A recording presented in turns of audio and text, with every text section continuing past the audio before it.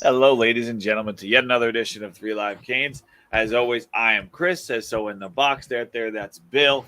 His box also says his name in it, and down there, that right there, right under my finger, that's Steve-O. The box is way far down. I can't quite point to it, but it'd be about there. Here to talk to you guys about another week of Miami Hurricanes football. Fresh off of our defensive mock draft, Mario's like, let me just add another guy, another wrinkle to mess up everything they did last week. So Bill will not take his loss lightly and get a chance to maybe redo it down the line. But Miami adds a stellar defensive player, another pass rusher, so a premium position added at a significant point in the offseason. So we'll talk about that. Tyler Barron making his way to South Florida. We will talk about a lot of other things that's Miami related, including I want to talk a little bit about the absurdity of the Jaden Rashada back and forth, legal troubles, blah, blah, blah, all that stuff, because I think it's worth a comment or two because it does involve Miami in some way. But before we get to all that, as always, Bill, how are you doing today? Big chilling. It was a hot day in New Jersey today. But, we also got playoff hockey, Rangers, Panthers, and, us being from Jersey means that we are absolutely rooting against the Rangers. So it's all about the Panthers this series. Man, Miami. I know Steve-O's a big Florida Panthers fan, so I'll go to Steve-O next. Steve-O, how you doing tonight? Oh, I'm big vibing. I actually was watching the game earlier. I'm not a hockey guy, but playoff hockey is lit.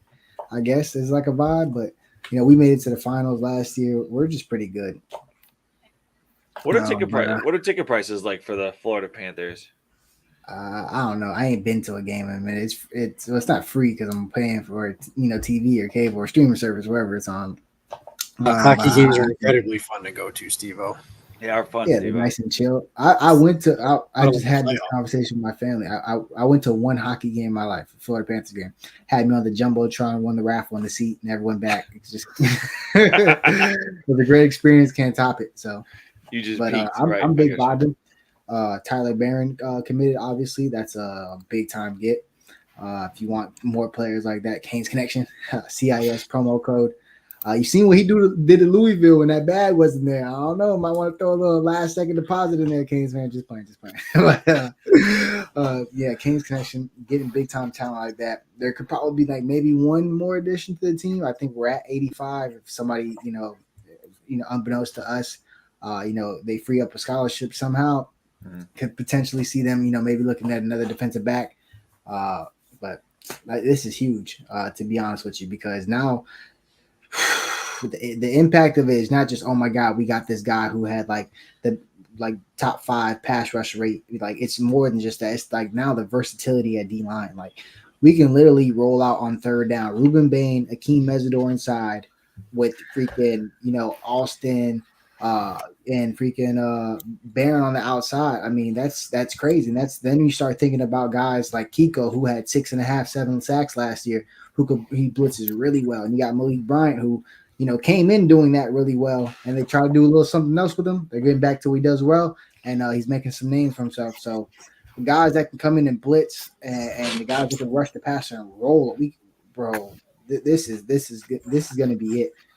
People posting, this D line. I wasn't alive back then. This looks to me like 2017, but I don't think we got the Gerald Willis level, like All-American level talent at D-Tac. I think Barrow's going to be really good, and he could play to that level. Right. But we have the depth. We have the RJs, the Nortons, the Trent Harrises, the Garvins, the Joe Jacks. Like this, the Demetrius Jackson. This looks like that type of D-line. The 2017 D-line, completely deep. Too deep at D tackle, too deep at both tackles, too deep at both ends. With the experienced starters, and you still got guys like who like, bro. When in the recent memory have you been getting we got 3 5-star defensive linemen coming in one class? Marquise Lightfoot, Justin Scott, Armando Blunt, and we don't have to rush to play them. That's crazy. We had to throw LT out there. We had no choice. Right. This is different. It's different. It's special. It's looking like it could be, like you said, one of the very best defensive fronts that we have had in quite a long time. So working on a review, it's harder with transfers, and I wasn't as motivated That wasn't as motivated. Got a lot going on. I'm scheduling another visit with my little brother. Spring game, so I just got a lot going on. But I got a link that has like his entire season on it. That I've been chipping away at doing notes. So I wouldn't be surprised in the near future if you see it. It's on the back burner. Little bro first. That's right. Anything you could say about it, and like any specific spot where he's headed? No. You talking about the visit? We trying to visit. sell with Coastal, JMU. Those schools right now are talking with him. He has a meeting tomorrow after the spring game. I told him it's going to be a begathon after you ball. He went crazy today at practice because he was out. He went to States for high jump, so he didn't get to practice with St. Thomas the last few days at practice. They didn't want him to get hurt, but came back with a vengeance today. He texted me. He texted me after, I forgot what period it is, where they get a break and then they go back out. Like that would tell me, I got the text. I was like, I went douchey. I was like, oh man, I know that means he head topped somebody. I'm like, yep, I'm happy. I can't wait to see that. They haven't uploaded the film yet, but St. Thomas, they good with that. They always upload the film on Huddle. Yeah, speaking of the film, we'd be remiss if we didn't get you guys with our little intro here as we get set and ready to go. Thanks for talking enough about Tyler Barron. We're going to go back through the depth chart a little bit and see if can't make ends meet. I mean, honestly, right now, the D line, we might have to do the old 3D with how many guys we got right now. So we'll throw that up there on the screen. Think about it, you're going to have 3 5-star freshmen on at 3, bro. Like I can't see Lightfoot higher than 3, naming like the DNs we just named. We're 4 deep. DN, I can't maybe 4th D tackle for Justin Scott. You can battle Moten. I'm a homer. I like Moten, so I don't know. But man, that's crazy. Armando Blunt, who could play, he's going to be a tweener just like Bain, live on the outside, but he can make money inside. That's crazy. You're going to have 3 5-star defensive linemen in your 3D, like chilling. But that's crazy. That might be pretty good. Yeah, that tops the 2 5-star offensive linemen in one class. I mean, shit, you get 3-star defensive linemen. You remember all those tweets and all those things about us having the best defensive line class in the nation. And think about, I forget about Artavius Jones. That's a guy. Oh my God, having those 4 guys sit a year, maybe play a little bit. Have 4 games, so why not get them in there if you can? But man, that's crazy. They said crazy. Best defensive line class in the nation, and I mean, look at like those are some composite 5 stars. It's not just like we're reaching, and that's like this guy's a 5-star on like rivals. I mean, Marquise Lightfoot was borderline 5-star for a while. Then he went to All-American Bowl and went crazy. And, you get that that bump that just it comes with the doing it on that platform. Right. Justin Scott was bullying people out there. He was already a 5-star, so it was just status quo at the end of the day. And then Armando Blunt, everybody know what that is. If you could reclassify and still be a 5-star, that means you're just good. That means you're still a top 32, an NFL draft pick, a whole year younger than everybody. So I'll take it for sure. But we'll talk about that a little bit more. I mean, everything we got for you, we'll throw it out there to you on a Wednesday night. Nothing but time and nothing but conversation here on 3 Live Canes. Thanks for joining us. This is for the national championship for Nebraska.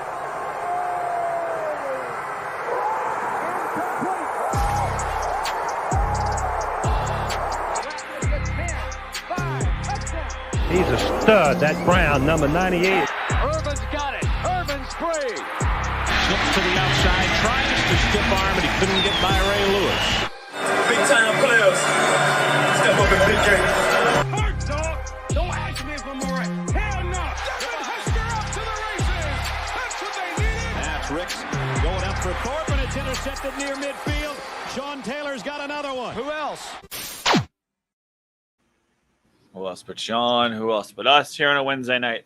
Talked about Tyler Barron and Miami Hurricanes football. As we've already started discussing, Tyler Barron, who was at Tennessee, and for a trip to the student center to maybe he checked his classes. He bought a parking pass or something for the blue lot behind whatever it was. But he got 2-3 things done.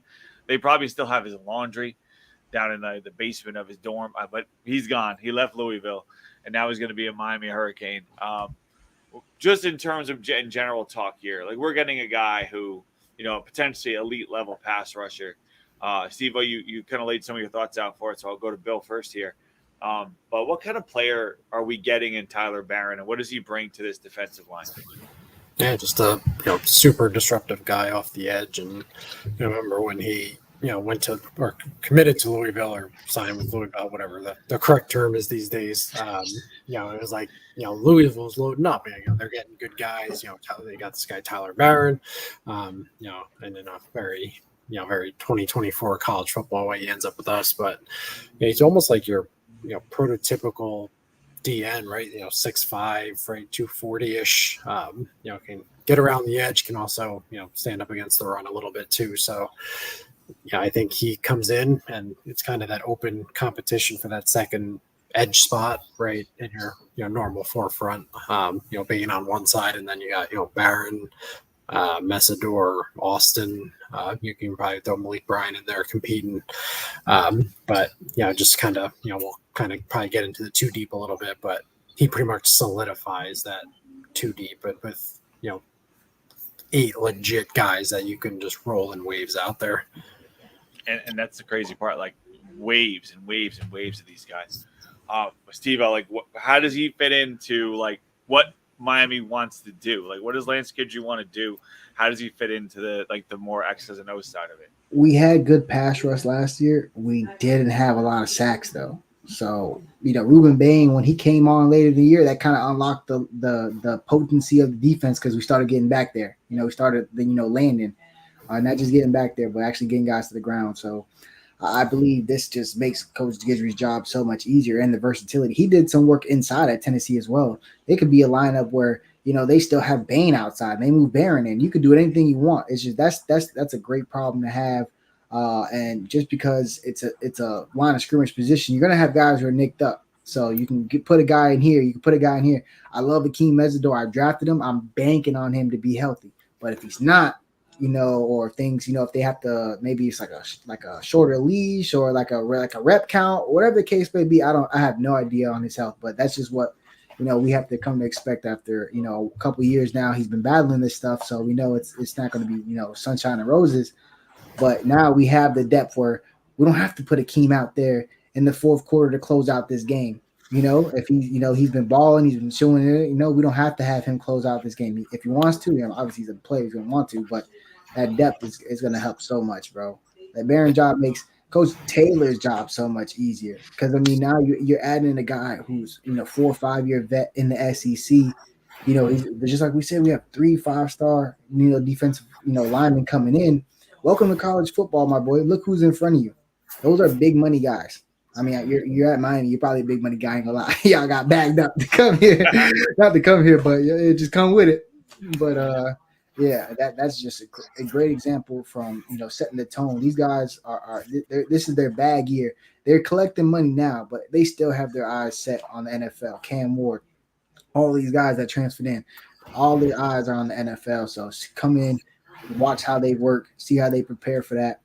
Get some games. You got 4 games for a red shirt. Probably don't even need a red shirt anyway. You could play Justin Scott and Armando and Marquise on punt, on freaking or field goal block or field goal, whatever you want. They're not gonna stay 4 years anyway, or 5 years if you redshirt them. So put them out there, let them play, rotate them in. But great that you have all that depth in front of them that they can learn, especially because they're upperclassmen, bro. You don't have to throw them out there.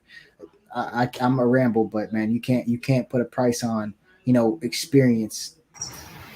Yeah, the trenches are a grown man position, and let's say Barron starts, right. Barron's a grown ass man, CJ Clark grown ass man, Simeon Barrow grown ass man, and then Bain, who's just a phenom. So you want that experience, that age, or maybe even 23. Are you? No, Bill's audio is kind of going out for me. Is talking to someone, Steve? What happened? Got a little bit of background noise, Steve. It was a really funny comment in the background. None of you heard it. I think it was very humorous, but we'll keep going. But I'll tell you what it is later. It involved a woman's surgical procedure. Oh, man. But either way, it was pretty funny. But now look, think of all we got, and I think it's important to go and look at the depth chart of it too, because we're just talking about guys like the guys we have, and there's this guy and this guy and this guy. But like you talk about grown ass men at the positions, we got a grown ass man in Elijah Alston, like who came in to get out here and get some run and make plays and all that. A guy looking for a has a check now, looking for a bigger check next year. Obviously, Ruben Bain is house money. He's just going to be great no matter where he is or where he plays. But then you get Barrow looking for the big check next year, and Clark looking for the big check next year, and Mesidor is still trying to get that check, just one after the other. So I wanted to go through and take a look at this part of it, and just to see exactly like how this thing all shakes out. So, I mean, we have 4 positions on the line. I know nothing is like super neat, right? Nothing is ever going to be as neat as it looks here. There's always going to be a lot of movement. The guys playing different spots. So you have the Bain conversation of, Bain is going to be inside, outside. Is going to be this, Mesidor, so on. But just to kind of line it up real quick at the start to be like, all right, let's slot some guys in and kind of make this thing work a little bit and see what this depth chart looks like when you actually put it on paper in front of you, or in this case, the magical computer screen. So let's start putting names out there, and let's see if we can't figure out. So, I mean, we'll start. Bill just laid out what I believe to be his starting defensive line with, you have Bain, you have Clark, Barrow on the interior, and then potentially Barron starting on the other side of Ruben Bain. So, Steve, Bill, is that who you think would be your starters?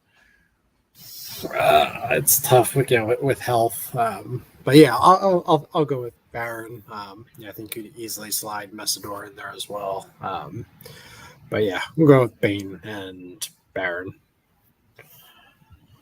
Evo, would you pick those 2 as your guys now? Yeah, given that they say he got some shoulder stuff going on, I don't know, but obviously they're comfortable with it since this came in. Obviously, the depth, we don't have to rush him if he's not ready, but I would think that's the starting lineup. The starting edges. I do think Alston has an opportunity more than people think to come out there and win a starting job.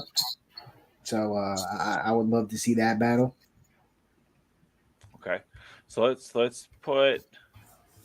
we'll put Alston over here now behind Barron, because he seems like if there was a third guy, they played same kind of level of play. It's just that Barron did it at the pinnacle of college football level. You know what I'm saying? Yeah. So if Alston can compete like that and still put up that type of production, man, it's going to be a crazy edge. Okay, so now we're looking pretty solid there with our first top 2. Let's look to the interior before we break back out, because we're thinking like starters, first line guys. Clark, I think, is a safe bet, right? No one's going to disagree with Clark as one of this guy's absolutely going to be a starter for us. I don't know. Him and Cook. I don't know. I like Cook. Heard good things about both of them, so I don't know. I mean, obviously they were the guys for spring, and there was really no running game to be had at all. So it's not like we got to see them do much. They stuffed it and that was it. But I don't know. I would pencil in Barrow, or I would go like a or. Clark or Cook. Yeah, like a real depth chart. Clark or. Yeah, facts, because that's going to be a good battle. And they offer two. Clark has a little bit more size. Cook's more of a pass rusher. But that's good. That's good. I think we need more of a pass rusher next to Barrow, who can pass rush himself. But that's just my opinion. I'm not saying Clark can't do it. One of those two going to have to pass rush. Would you potentially see? And I know we kind of joked about it when we were doing our defensive depth chart draft last week, but the potential for Guidry doing more, like going into a 3-man down like line look, because then you have some guys like you have Clark that could be like that pure interior like nose play over the center guy. I would maybe not my bottom dollar, but towards the bottom of that stat, I'd bet $1 down there that you'll see 3 down linemen and then Malik Bryant standing up at rushing and passer for sure this year. For sure. We're definitely going to have 3-man sets. I know we did it last year because we didn't have the depth we have right now, and that's why we went out and did everything. Right. But there's no way we don't give teams that look, because just Bain plays it so well. Mesidor played it so well. Like you could get guys. I mean, obviously KJ Cloyd was a big component of that, but so was Wesley Bassink on the edge. So we can get him out there. You got Alderman as well. So I think we'll see the 3-3-5. Maybe not as much as last year because we don't have the necessity for it. Now that we have 7, 8, 9 guys you can roll at D line, you don't want to just keep rolling 3 of them out at a time. Yeah. But just for different looks versus different teams, yeah, you could see that working out really well. I promise you're going to see a 3-down lineman set with somebody standing up. I'm going to say Malik Bryant. It could be somebody else. They could put Wes. They could put Kiko for damn sure. So it could be anybody, but that's coming for sure. Could you pop up a Baron there as like a pure rusher, but just put him off the edge like that? To be honest, yeah, you could stand, but for that I just move him inside and just have him, just put Clark in the middle and then put Bain and Barron right over the guards and just have one of my guys who could drop back in that flat, a Chase Smith, a Malik Bryant, one of those type of guys, Kiko, like we mentioned, Wesley, one of the linebackers for sure. That's what I would do. Okay. So looking at it now we have Barrow, Clark or Cook, the 3 again. I feel like we're in the same boat with 3 and 3, and then Mesidor as your like more traditional chess piece. He could really do either. So he's kind of like the 3rd/4th guy for the outside and the interior position. So he's obviously floating around in that mix. But let's say in my opinion, first off the bench for sure. So we keep that as the pure 3 on the interior. We call it Clark or Cook and Barrow. Who's the 4th guy? Like, is the 4th guy? I know you're maybe like Justin Scott. Is he the 4th guy? Is it Moten? Who would be your 4th guy on the interior? Not including a Mesidor or a Bain sliding in. I think as of May 22nd, I think Moten's probably the safe bet, just because Justin Scott wasn't here for spring. I think if he was here for spring, maybe it's a different conversation. But again, it's grown man type position, and Moten kind of brings that big body too. Almost maybe even similar to Clark. You can kind of put Barrow, Cook together, Clark, Moten together. 320. First and second on the depth chart. But I think safe bet right now is Moten. Steve-O? Yeah, I'm gonna agree. It just come on, he's not even on campus yet. Can't say he's gonna start off with somebody. He hasn't put the helmet on, hasn't put one workout in with the catapult, tracking his every damn breath. So you can't just put him over somebody. But I do think they're gonna give him every opportunity, because no spot should be secure. So just because let's say theoretically Moten starts off with the 4th spot, can't be complacent. That's probably gonna be something rolling all year, keeping the young guys active. Right. Have a good week in practice, maybe steal a couple of snaps from somebody in front of you. So it could be that type of thing, and I wouldn't doubt it. I think Justin Scott is super talented. Might be a little bit more of a transition, from playing the line when he was playing on film to playing big time college football, Power 4. But we'll see. I just would put that Moten out first, and then they'll probably give Scott every opportunity that they can to show that he's a baller. How could you not? Like you said, like we're talking about 5-star guys, elite level talents, 3 of them, multiple guys coming in as freshmen. So you have to find a way to get some opportunities here and there, no matter what. Whatever it takes, you got to figure out a way to do it. Some guys popping up in the chat too to make sure we say hello. Greg Bush, how you doing, Greg? We had Brock head Steve Shoes of Ross. They chose to play each other in the new NCAA college football game. That'd actually be pretty cool. But yeah, we could definitely do that. Are you good, Steve-O? Are you good at NCAA? I'm decent. Bill's like devoted his life. Bill's devoted his life to it. Me too. I'm just gonna downplay it. Say I'm decent. I will say I am not a person that would give Bill credit on anything because I don't believe in it. I don't believe it's the right thing to do. But I would be afraid.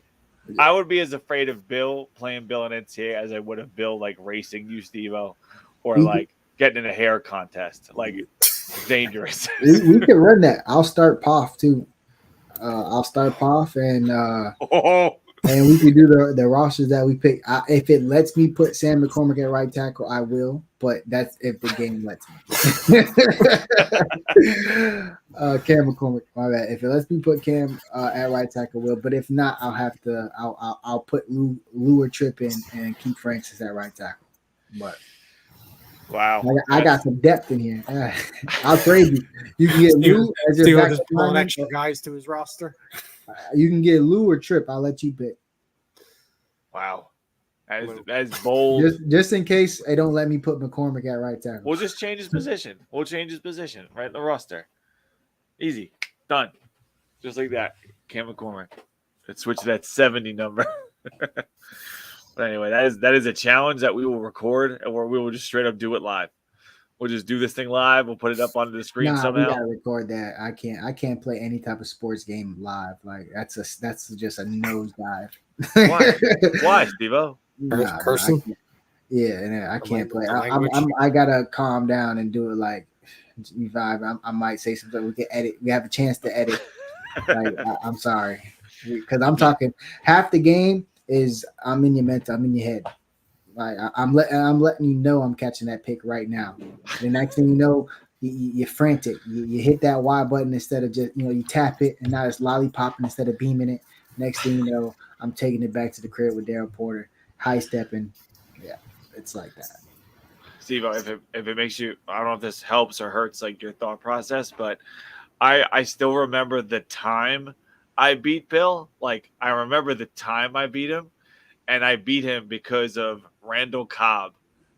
I moved him to quarterback back from receiver, and I just ran every single play. And he could, and I beat him by like a touchdown. That's lit. Yeah, in Madden 20, it was broken. You could put Tyreek at quarterback, right. And then you had Jared McKinnon, and you were running zone read with that. I'm just trying to say that like that's how long it's been since I beat him. Randall Cobb, young buck out there running the rock. You were talking about Madden or no NCAA football? Damn, I don't even know what Randall Cobb played for. Who he played for? Kentucky. He played for Kentucky, a Wildcat.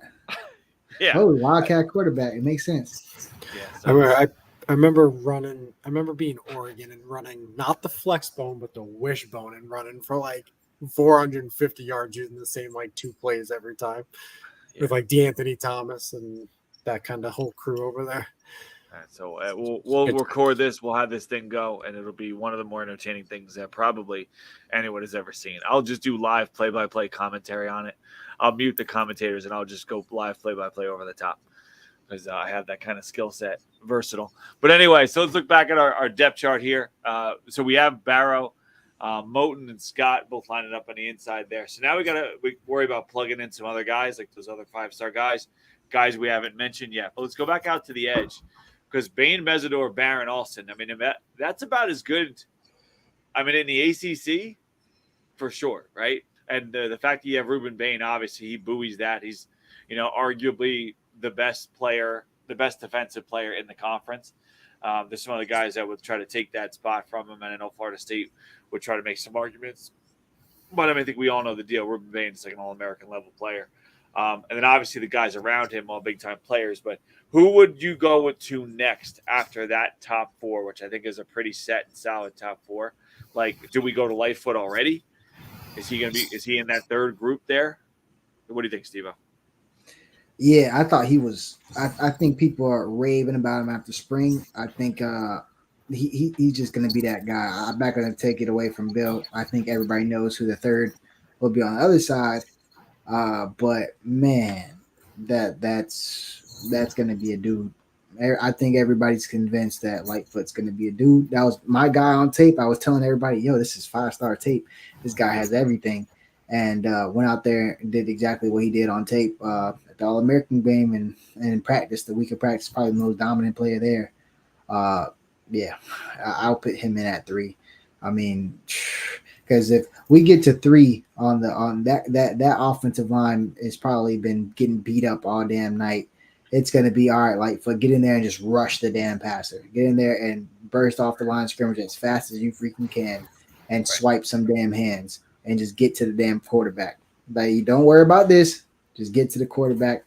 Yeah, I can see that. I can see that for sure. Yeah. Okay. Bill? Yeah, I mean, I think Lightfoot, especially this year, you can kind of use him as that third team D end and get him some clear pass rush reps. If that's the direction you want to go. And then I think on the other side, Malik Bryant sliding in there, making that transition. But you heard some positive things, from spring, and I think just from a physical standpoint, he came in, pretty jacked up. So physically he's probably there. It's more just technique and getting accustomed to responsibilities and kind of the finer points of playing the edge in college versus playing it in high school. Right. And go ahead, Siva. Yeah, that's what's great about that is because, again, don't have to rush Blunt off. Remember, he enrolled for spring. He was an early enrollee, but had the shoulder injury, I believe. So no Blunt all spring practices. In the programs, in the meeting rooms, he's in everything. Then think about that. You don't even have to rush him off. You could let him come in and then, if Malik Bryant starts off this year as that third team DN on that side and he's getting those reps, eating those up, closing out some of those games, if Armando shows it in practice, I guess who's going to be getting those reps. That's the great thing about that. But definitely got to play some of these guys early. I know we're loaded and we got some of that, but I'm sorry, bro. Got to play some of these guys early. Ain't no way we can go a season and, these big-time recruits ain't get like a little burn. Like, I'm sorry, bro. That's there's stuff that went on and, people passed up. Obviously, Malik Bryant went to edge. I thought he probably made, put a lot of pressure on Jaden Wayne's position. That's why he hit the portal. So we'll see. But some of these guys got to play. Like, there's no way Marquise Lightfoot shouldn't play 40, 50, 60 snaps. Maybe, just, a couple snaps, 10 snaps, 12 snaps a game. If we can get him in that, but we'll see. You got to earn it, but you got to try it. Maybe 5 to 8, maybe 10 to 12 is a lot. 5 to 7, 5 to 8, try to get him in there.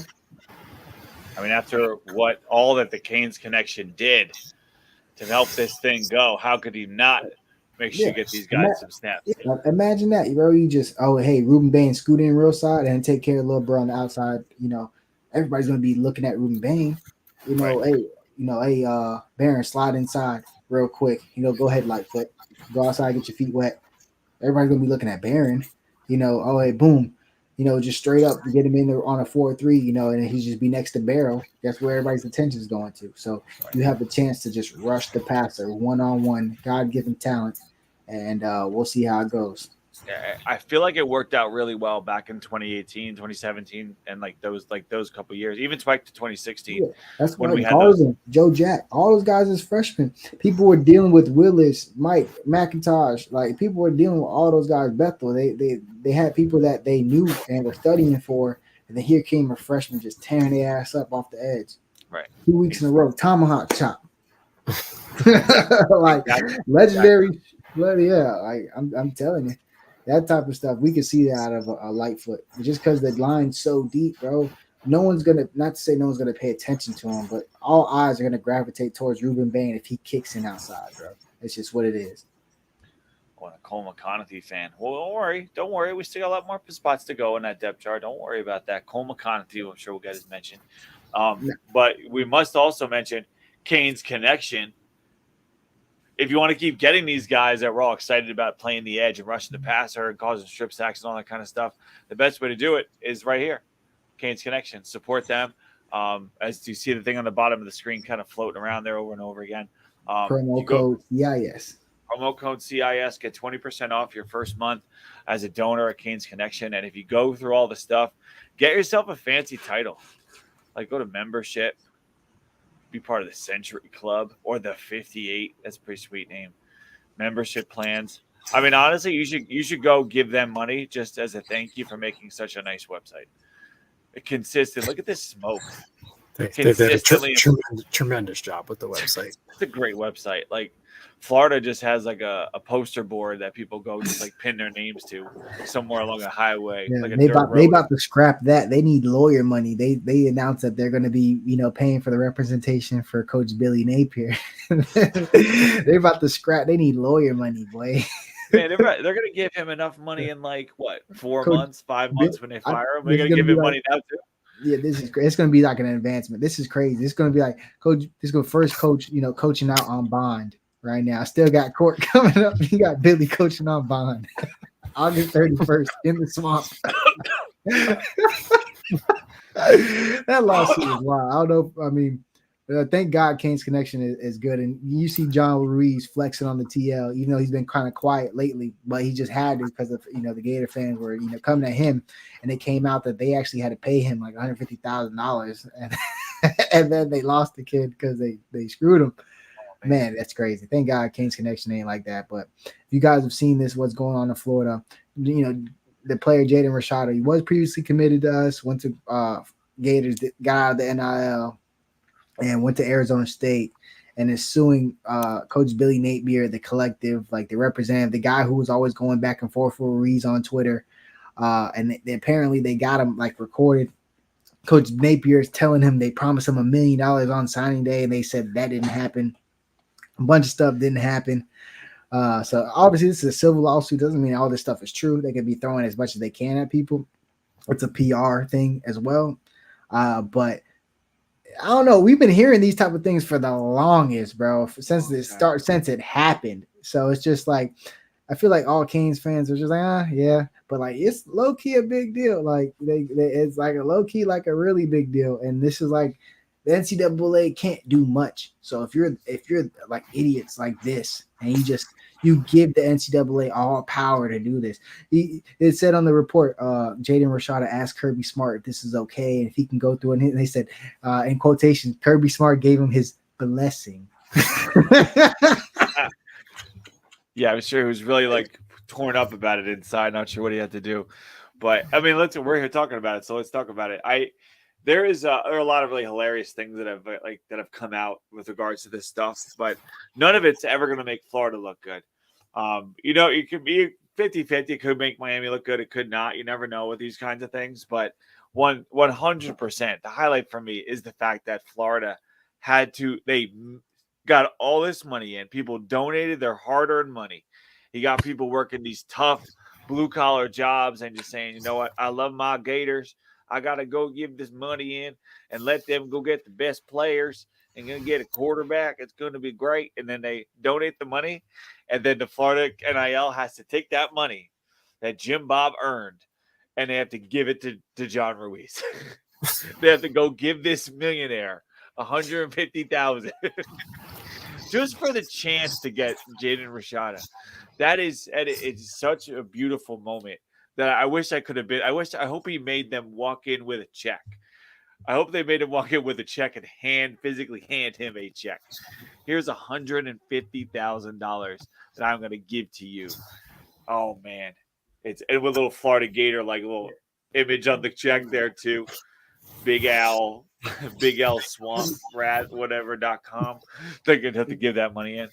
And the amounts of money that are being the market definitely calmed down after this. I don't think there's high school kids getting offered $13 million anymore. But bro, the numbers in that thing were crazy. They said we offered them $9.5 million. I thought that was cap. This is again the civil lawsuits doesn't even have to be true. I thought that was cap. John Ruiz went on Twitter and thought it was cap. If he was really $9.5 million, John Ruiz would have gone there and flexed and been like, "Yeah, that bill was 9.5. Come get you some." Like, right. So in my heart, I truly believe ain't no way it was 9.5. Right. Like, come on. If anybody on our team's getting 9.5, like Mario's getting 8, bro. Think about it. Think about it. Like, there ain't nobody getting 9.5. Right. And don't forget that he went out there and he got Rusty Hardin to be his lawyer. That's the same guy that represented Roger Clemens and a few other kind of high profile guys. That guy does not mess around. But I would not be surprised if Ruiz passed him that guy. But, I mean, honestly, right? Yeah, for sure. Hey, Rashada, I know a guy. Total mess, from the Gators. But I think this probably is kind of the first domino to fall in these NIL lawsuits, right? You have, it is the Wild West, but they are signing, contracts essentially. So when, one party doesn't live up to it, maybe there's some options built in, but I have a feeling we're going to see probably a handful of these pop up every year going forward. Maybe not to this extent. 13.5 million is just an outrageous number. Even if we did give him that 9.5, the Gators probably should have to own that because that's what he could have earned, had they not fraudulently deceived him, to decommit from Miami and, sign that contract with them. So now Jim Bob, instead of just his NIL money, now when he goes in there and gets some nachos and some like $30 water, like it's gonna be going to this kid's pocket. And the crazy thing is that when I first saw the headline, like Jaden Rashada suing Florida Napier, whoever the booster is, my first thought was they're going to use that to fire him for cause and not have it to pay his buyout. I didn't read any other headline. I didn't see the 13.5. Like they're going to use it to fire him once Georgia drops probably 75 points on him. But that's a get out of jail free card. You saw it with different circumstances, but Mel Tucker and Michigan State, they got out of that paying him, and what was it, Tennessee with Pruitt, they got out of paying him. So I think if Florida situation, they just kind of let this play out. This isn't going to be settled. They got lawyers on both sides. They put their best lawyers on the other side. Coach Billy gonna have paid representation. All right, it's about to be Florida bar like newbies coming just past the bar. Yeah, right. Well, at this point, they don't have a choice but to defend Napier. They can't fire him now. They got to wait until October. They're like, after investigation, right. He's the one that did it. This is definitely his voice telling them that they'll give him $1 million if you just please sign this paper. Please sign this paper and fax it, fam. Fax it. I want the text. I want everything out there. I just want to read it. And knowing from his recruitment, the kind of dad he has, like super involved, super like detailed, wants it in writing, wants this, that. They for sure got that audio recording. Ain't no way, bro. I'm telling you right now, they've been waiting to do this. They were trying to do it before at Arizona State. It just finally got in, and because obviously people think you just go in there and sue. Some of the stuff actually takes time, and the kid's moving across the country now, from this place back to this place. He's from the West Coast. But man, what a mega lawsuit. Everybody's just dumping on Florida online. It's just a great time. And everybody's just like, oh man, they're saying this because they're scared of August 31st. I'm like, bro, we are going to wax that. The NCAA is going to wax you. Y'all are the only program the NCAA could touch.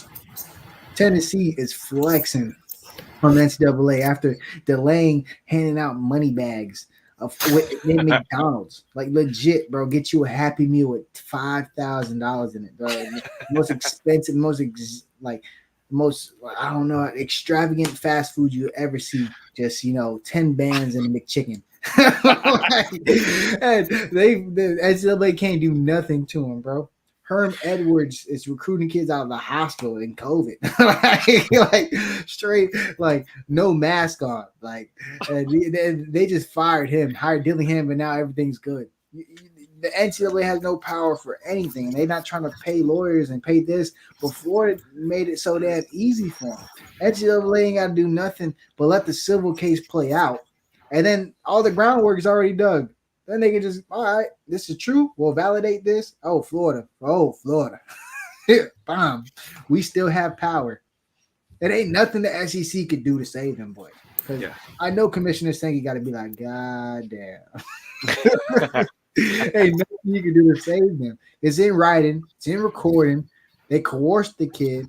You know what I'm saying? They broke 2 contracts. Like they had to close that collective down. It's not like things didn't happen. Like this collective, they just swept it under the rug. Bro, they closed the whole collective down, bro. They had a whole nother person have to run this collective. They had to ban people from like their Florida circles. Like this is legit. Like legit has legs, has groundwork, has like legit fraudulent things on the Florida Gators NIL side of it. Yeah, it's nice to see it all unravel, and it's just so crazy because everybody's heard these things for so long. But just to see it in writing and see it on the headlines and see the Napier like this poster, everybody's using the same picture. He's down like by 50 to Tennessee, and he's just like, It's lovely. It's Yeah, lovely. one thing you said, Steve, that it does ring true is that people had been talking about this with Florida forever, with the whole promising the world and not following through, promise a lot, not follow through. And then most of the time when that happens, you badmouth the kid on the way out, make it seem like he's greedy, he's trying to get more, blah blah blah. Like it feels like something that's come up quite a bit over the last couple of years, and now in the most high profile of situations, they tried to play that same game with a kid and a family that like wasn't going to play. Like they understood the way this thing was going to work, and they weren't afraid to make moves like maybe other people were, because maybe other families, like they said, you know what, it's not what they promised, but we're getting something. Don't rock the boat, because maybe the next place we won't get. I give a lot of credit to the Rashada family for being like, no, we were going to Miami. You said this, you're playing games, and now here we are. Somebody put that Rican swag Whatever they can. Promising the world. They're giving. Promising the rush. I mean, it wouldn't surprise me, like, you see some maybe lawsuits from, Louisville popping up, in the future. I think their NIL issues are kind of well documented. We've heard about Florida, right? It's finally coming to a head here, but again, it's a new world, and Rashada is going to be a trailblazer in the NIL lawsuits. If you're going to make an offer and you're going to, do basically illegal things, you better back it up and have all your ducks in a row to do it. They're gonna have like another 30 for 30 on this Jaden Rashada Florida stuff, and it's gonna be like the groundbreaking case, because it's the first time a kid or player has ever sued a university, a collective, a coach, for say, like it's the first time. And like they had the tight end one, not gonna say his name, but like they're always on the wrong side of these 30 for 30s. Like that's crazy. It'll be, they're gonna call it surviving Napier. Even harsher if somehow, I don't know if Rashada would be able to prove it, but could he prove that they had no intention of ever paying that amount? Because that's like next level fraud, right? Not just following through, but just basically getting him to breach his contract with Miami, knowing that you're not going to pay him on top. I don't think Civil could get like cell phone records though, right? Like maybe they could if they can pull if they pull cell phone records, and you got collective guys texting back and forth like, hey, let's just get him to decommit to Miami, then we'll strong arm him once he's signed and he can't do nothing. It all comes out in discovery, right? I mean, we know we have at least 5 years ago. I wouldn't adapt Florida up, but the SEC would have been like, there you go, Florida. Alabama would have been like, there you go, Florida. Give him that Hellcat, then cut him off. Cut him off. That 5 years ago, for a kid could just up and leave and not voice his opinion about it, because you didn't want to say you were taking under the table money and under the table benefits, because then you're in trouble. Now you could sing like a canary. Go ahead, chirping. So the beauty of the situation is that. And I know that the colleges don't like it this way, and they're going to probably do whatever they can to get out of there. But right now, the athletes have the opportunity to make their decisions and make things work. Like, they control a lot of the power. And, this is one of those moments where Jaden Rashada, he knew he had the power in the movement. Florida tried to take it from him and then put him in a bad spot and force their way back to the forefront, and not happening. And it's going to come down heavy on all of them. And the whole Billy Napier, like you said, of the GIF and all that, like FSU too. They not freak. They doing all that stupid stuff. A damn on staff coach, not even a quality control, bro. What is wrong with y'all? Taking them boys to the bag, man. Look at that man, the Uber. Tallahassee is like 3 miles wide. Y'all stupid. That Uber you can Uber to the damn city limits for $5. Like, both them teams up north just crazy. Jay Vickers, yes, welcome back. That's us, Jay. It's us. We did it. Yeah. We're all back. Yeah, we had cold turkey, that no intro. I feel like everybody's coming in and just realizing, like, hey, we're back on CanesInSight. Yes, we is back, family. Very excited. What a time to be alive, guys. What a time to be alive. And we will, like, when we do our all-time Canes draft soon, we're going to get D-Money on. D-Money's going to be in there. We just got to find one more person. To jump in. All-time Canes draft, what? To draft like a roster? Draft the roster, full roster, top to bottom. Oh, let me know. Well, obviously, Steve-O, you're in it. It's going to be during the show, Steve-O. Nah, but I gotta prepare. Roscoe, number 1. Then Santana Moss. I might have to go Devin. One, because he might have to play both ways. I might make some sketchy depth decisions. So y'all heard he was in Shannon Doghouse, or not Shannon Doghouse. I forgot who it was. But they talked about it. He was gonna start at corner. Right, so don't think Hester can't play both ways for me now. Well, that would have been Larry, right? That would have been Larry in 04. I forgot who it is, but a bunch of people said it. That Hester went to offense because he was gonna start and he got tried or whatnot, and then people confirmed it. Some people said nah, but yeah, because I make sketchy depth decisions in these type of drafts, so I gotta get players with versatility. And we didn't even do our we're not even up to the draft, and Steve-O's already moving players out. We didn't even start. We didn't even have 4 people to draft yet. Hester can probably play weak side linebacker if you needed him to. Yeah. Imagine Hester coming off the edge. 5. Yeah, off the edge, quarterback. Yeah, exactly. Y'all see the vision. Put him at quarterback, read option with Damian Martinez. Jesus Christ. Let's get it. Put him in, read option. Chris Johnson. Yeah. I just imagine you drafting Damian Martinez at running back in this thing, and I'm like, it's one thing you draft Hester move all around, but you're to draft Damian Martinez at running back. I feel like we've had some other dudes. No offense, Damian Martinez. I feel like we've had some other dudes. Yeah, I was talking about just putting him on this roster, but this right now, sure. I thought you were talking about. I would probably surprise. Nah, it wouldn't be a surprise. I know we have a bunch of greats, but I mean, dog, it'd be real. I'd pick Duke, but that's just because that was my time frame. But yeah, we have too much running backs to pick him, and I'd probably surprise people would not even know my second running back. It'd come as a surprise. I already know who it is. Your second running back. Lamar? Nah, I could go Lamar. It's fast ass. That's what I was thinking. Speed, all these speed guys. Duke already from Dade now. I can't double down. I can't double down. All right. By the time we get to the draft, I'll have a feel for it. I can't reveal the board to Bill. He's already taking notes. What he says, DJ. I think. Bill, do you want to draft or do you want to host it? I mean, if you two are gonna draft, I'll host it, and then it could be maybe D and Peter or Reese or someone. I'll do the moderating.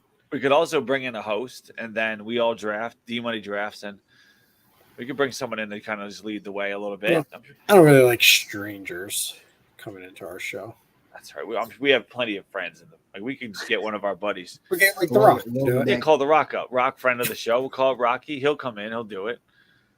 We can find somebody. Dwayne just casually waiting for himself to get drafted.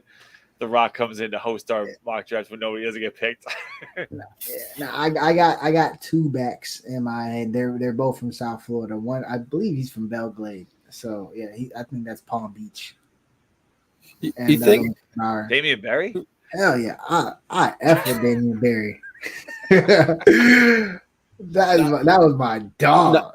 Not to do it crazy. Kind of what Steve was saying right now, but The Rock might actually want to draft. He might that's probably way more interesting than hosting. You think The Rock would want to draft? Yeah. All right, if The Rock, I'll talk to him. I'll ask him to see what's up. Yeah. But if he wants to draft, I always draft my favorite player, so I'm definitely beat The Rock's team if you want to draft.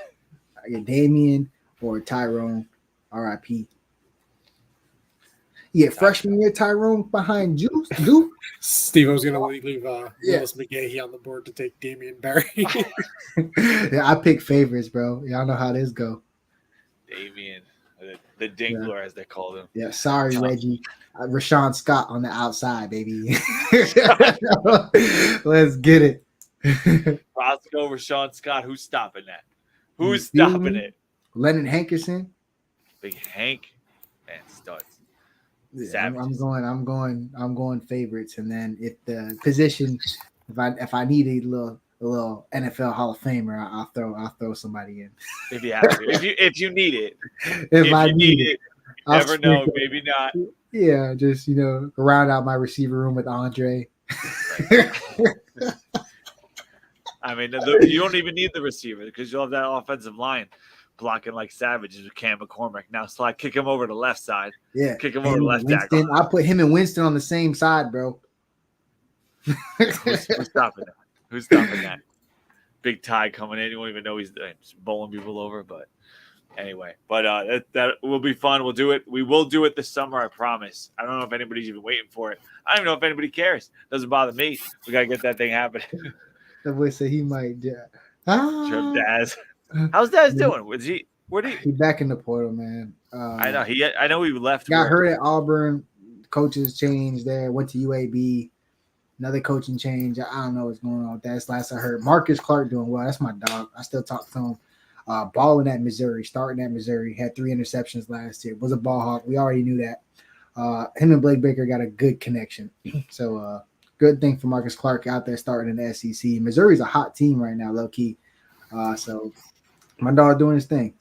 I think that's probably one of the sneakiest things that people forget about. Like they say, hey, guys ain't performing at left. Man, we need depth at corner. We need studs at corner. This guy in the SEC locking it down. Like that was one that I would have wished stayed. People, we would not be, looking for an outside or a nickel corner if we had a third-year Marcus Clark in the program, bro. He was really good. And we talked about it too. Like you sign these guys that are elite athletes, and you develop them at corner, and you throw them out there and let them play. Right? It didn't seem like that hard of a system. You were doing it year after year, getting these elite athletes.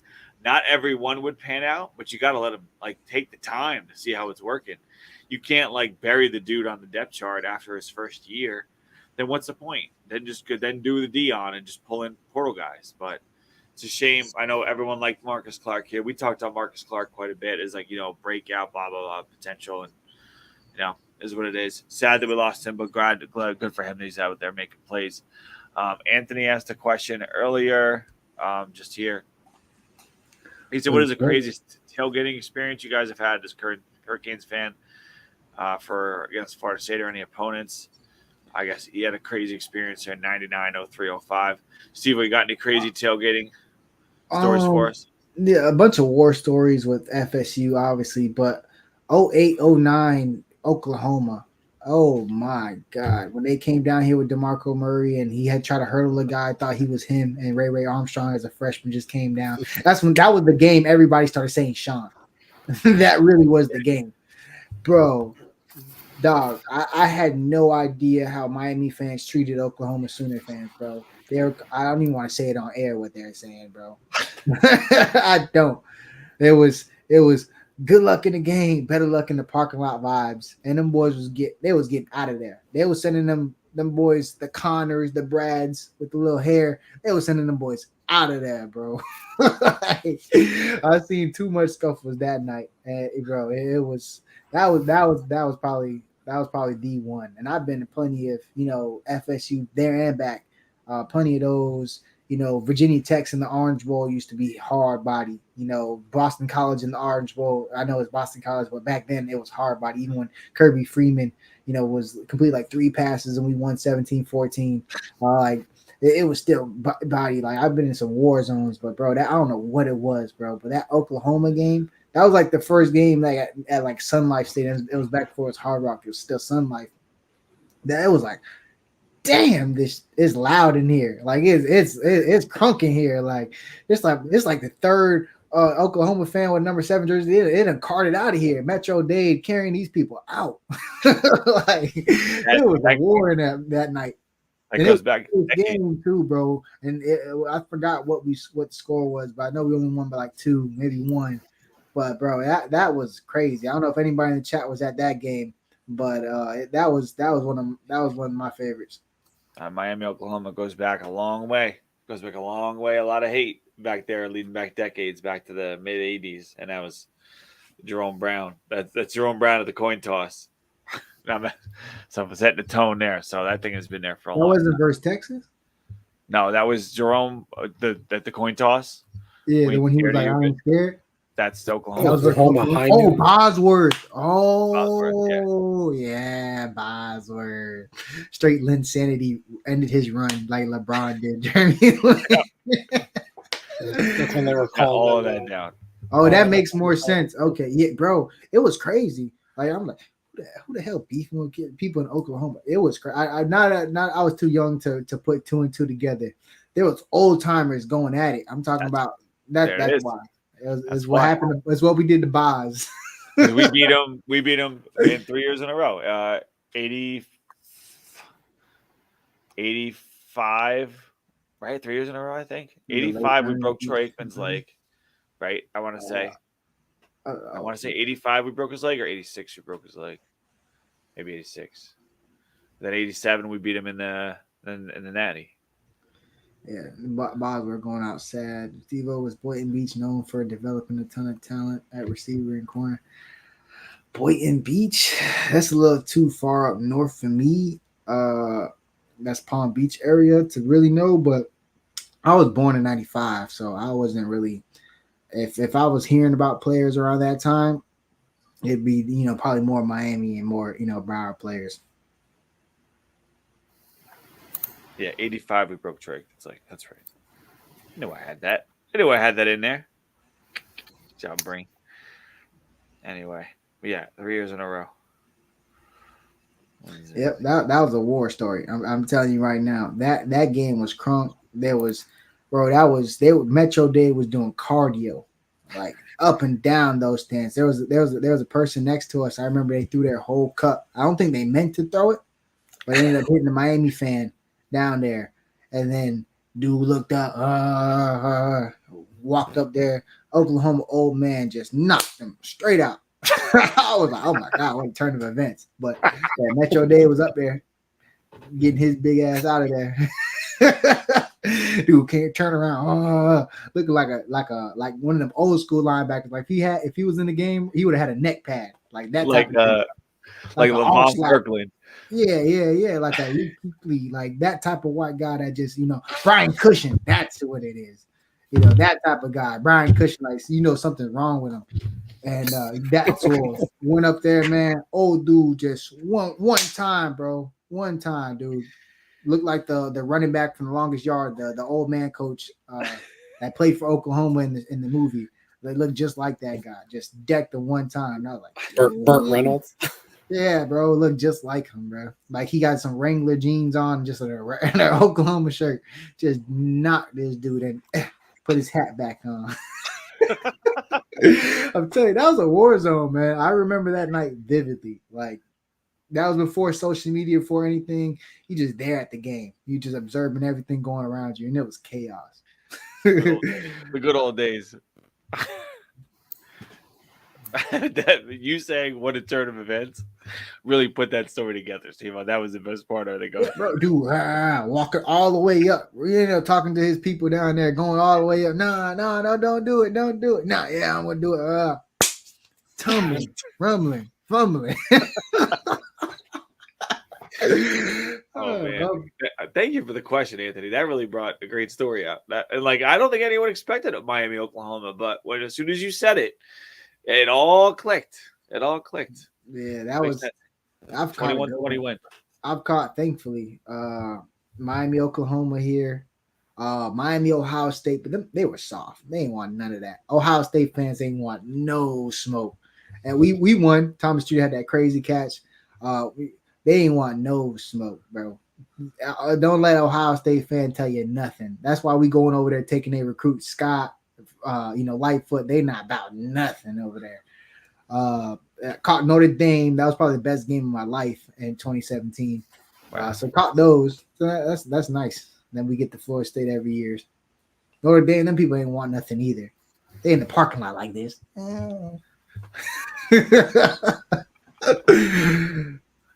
Oh man, but that's the good stuff, Steve. Good stuff. I think that's a great note to say our goodbyes on. Like to let that be our lingering memory going into next week too, to have that. Man, think of other stories too. Steve-O's gonna be working overtime to come up with some other good stories there, like before we get in next week too. So that's good stuff. So great week for Miami, getting Tyler Barron, making this depth chart, filling that thing out, making it something special. We'll see what we can go with and see what happens from here on out. Before we get out of here, we head over to Bill. Final thoughts for the people. It's kind of tough to top there, but What a turn of events. I know. I think I'll use this time to show some appreciation to Coach Cristobal, the whole staff, Canes Connection, for delivering another offseason championship. I think the rings will be delivered, the banners will be hung, and I don't think there's any question that we are the 2024 offseason champs. Good boys. Yeah, call the banners. Call the banners. Steve-O, final thoughts for the people. Oh, also, by the way, Steve-O, did you notice our basketball jerseys? Yeah, I said that in our long win. I was like, look, y'all boys hooping today. Oh, Y'all both hooping. Okay. I see the Cavender twins got y'all hyped. But final thoughts, happy we got Barron. Let's be on the lookout for, if there's a possible attrition from the roster, you see anything happen that way, then you can look for, maybe the potential defensive back or another player. But let's vibe. We got our guy. Defensive line. Coach Mario said he was going to do it. He did it. He probably did it past my expectations of even being a believer in him. Just knocked it out of the park. And Canes fans, just rejoice. We are sitting on a definitely. This is like, I'm not even a hype or bring his name up. But this is like Manny level, like off-season champ. Like this was one of those that it can get anybody to drink the Kool-Aid. But we know now that the team was built the right way. That's 2 recruiting classes beforehand. This third one stacking on top is crazy. The portal guys are there. We have some guys with the eligibility that we're still around, like the Jalen Rivers of the world, things like that. But man, this is the time, Canes family. So great off season, and we have a little bit more to go. And then before you know it, we'll be kicking off week 0 versus Florida. That's right. And on our way to 10-2, right, Bill? We'll see. We'll see. Oh, we'll see. I ain't gonna lie, bro. You gotta win 10 games. I ain't gonna get into this. I'm not going. But final thought: 10 games gotta be the floor. Like I get it, things happen, but 10 games gotta be the floor. Like this is the year. We're going all in. I can't. I don't even want to say it, but like if we go all in, all this money, all this stuff, and we don't win, are you gonna capture that type of buzz again? Are you gonna get that type of commitment financially? I do think so, just because we have great networking and all that stuff, and the Canes fans are awesome with Canes Connection. But everybody's putting up. We're getting these players. Got to do something. You know what I'm saying? So So maybe 10 games being the floor is a little high. But whatever. Like you got it's May, Steve-O. 10 wins is the floor. We are 3 months away from our prediction. Cam Ward should win me, because bro, we could have won 10 games last year with just average ACC quarterback play in 3 or 4 games. Just average, middle of the pack quarterback play. We could have won 10 games last year. With that defense, we could have won 10 games last year. This defense, some holes, some shoes to fill, but some brighter components. And thank God the light shining from the defensive line, which is going to make the components that are on the back end job a lot easier. Always has. I mean, I'll say it until we the can end put of time. Dennis at safety. If Ruben Bain, Barron, ain't nobody going to get down there in time. Right. D-Train back there just We we can put D-Train at safety with this D-line. Ain't nobody getting back there. Quarterback ain't got enough time. Look at every great Canes team. Look at every double-digit win Miami team, and you tell me what they had in common. Like some had this, some had that, some had this, some had that. Everyone had a great defensive line. You will not find a Miami team that won a lot of games and did not have an elite defensive line. It is not possible. You will not find it. Don't even attempt to. You can try, but you will not find one. That's the recipe 100% of the time, all the way back to 80. I mean, honestly, back to 79, I guess you could say, but go back to those dudes, go back to Lester Williams and all those dudes. They'll tell you the same thing. But anyway, that'll do it for us here on a Wednesday night for 3 Live Canes here on Canes Insight. Thank you to all these guys. Thank you to everyone that was in the chat. having a conversation. Yes, we would like to win a national championship. That'd be good. That is the ceiling now. Let's be like little kids, try to jump off the couch and hit that thing. See if we can't make it work. Thank you to D-Money, Peter, everybody at CanesInSight for giving us the platform to do it. Thank you for the people at Canes Connection, especially the website administrator, for doing a great job over there. As we head on over and hopefully push this way to a national championship as close as we can get it. So for Bill and Steve-O, I have been Chris. It's been a pleasure to spend the Wednesday night with you guys. We'll see you again next week right here on 3 Live Canes. Everybody have a great week. Canes. This is for the national championship for Nebraska.